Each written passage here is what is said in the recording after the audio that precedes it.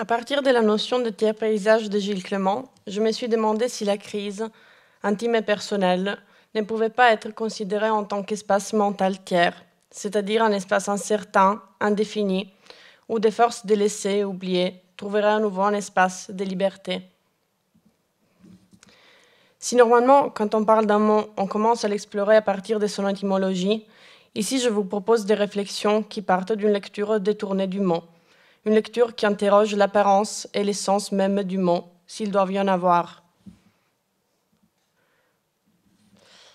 Que se passait-il si on faisait abstraction du mot comme véhicule porteur de sens, mais on le traite comme une image? Et si ce mot n'était qu'un tassement de lettres vides, sans sens mais plein de sons, dont chacune suggère et nous invite à imaginer des sens multiples?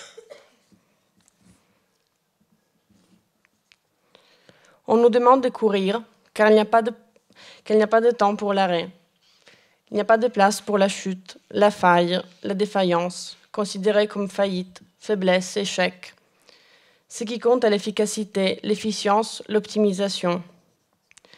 Dans une société structurée par des logiques de rentabilisation et de rangement, où tout doit être à sa place et respecter un certain ordre pour que cela soit moralement accepté, stabilité et équilibre sont imposés en tant que conditions idéales pour atteindre une propre réalisation personnelle, voire même le bonheur.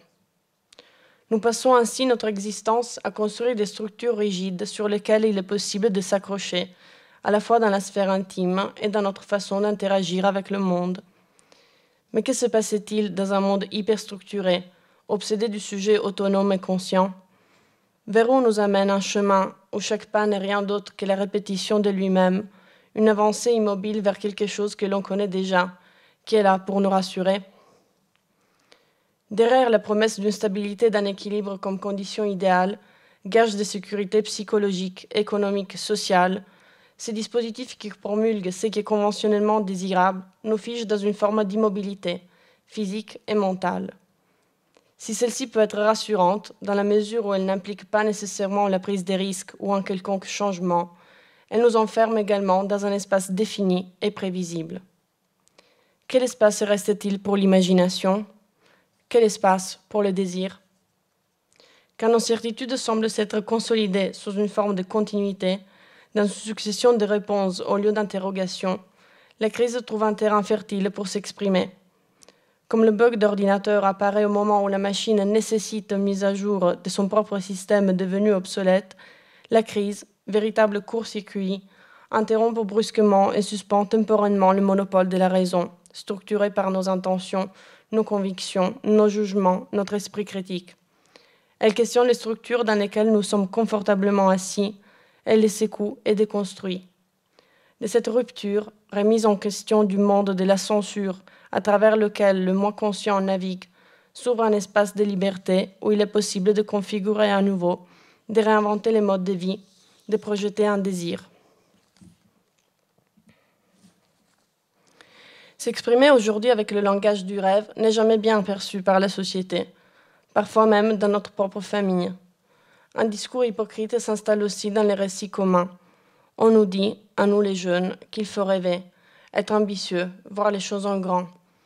Mais ensuite, quand on le fait parce qu'on y croit, on nous regarde avec un sourire ou de l'inquiétude, sans vraiment être pris au sérieux, en nous mettant en garde des difficultés et de la possibilité de l'échec.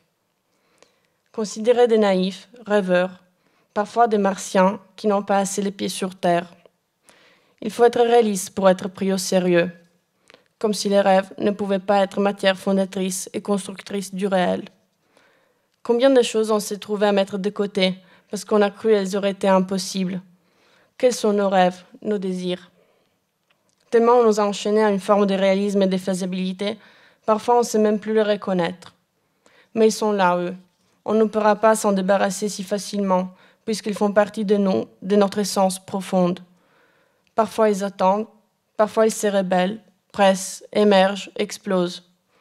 Comme un cri, ce cri porté par la crise, ils émergent de l'oubli et du délaissé et nous rappellent que nous sommes vivants, habités par le désir de ce qu'on ne connaît pas, de l'autre, de l'altérité. Désir de figurer, désir de donner une figure au désir.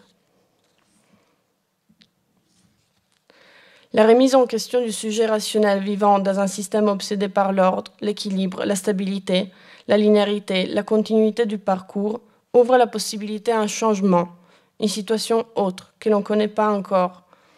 La crise nous amène vers un espace d'altérité, et pour cela, instable, incertain, indéfini. Une fois libérés des contraintes et des limites, des censures que l'on s'impose ou qui nous sont imposées, c'est dans le changement et le manque de définition que tout peut être réinventé. Il me semble que toutes sortes de désirs et de pensées, dans leurs contradictions et leur altérité, peuvent coexister et se révèlent opératoires. Qu'on la cherche volontairement ou non, elle fait éruption dans nos vies. Changement des rythmes, suspension du temps. La crise, comme une syncope, interrompt le cours naturel d'un chemin. En musique, elle interrompt la continuité des notes qui créent la mélodie en changeant le rythme. Dans le langage oral, elle se manifeste par la suppression d'une syllabe. En poésie encore, c'est la scansion du vers qui, interrompu dans un temps suspendu, reprend au vers suivant. Catherine Clément, dans La syncope, philosophie du ravissement, disait « C'est là la création, là sont les artistes, dont les fonctionnements reproduisent le scénario de la syncope. Une surprise, un retard sur la vie, une violente anticipation et un lent retour à ce qu'on appelle soi. Par effraction, elle viole les lois du monde, joyeusement, en se jouant de nos valeurs les plus ancrées, dont l'espace d'un ravissement, il ne reste plus rien. » Et donc, on arrive à la fin. Une fin ouverte plutôt. Une fin qui ne peut être qu'un début d'infini. Qu'est-ce que suggère cette lettre E, qui est là, mais qui ne se prononce pas? Présence silencieuse, compromis entre manque et présence, visible et invisible. Est-elle peut-être un petit instinct de nuit? Peut-elle rendre visible la nuit? Peut-elle révéler au lieu de cacher? Pouvons-nous la travailler comme une matière et sur elle projeter? Et donc,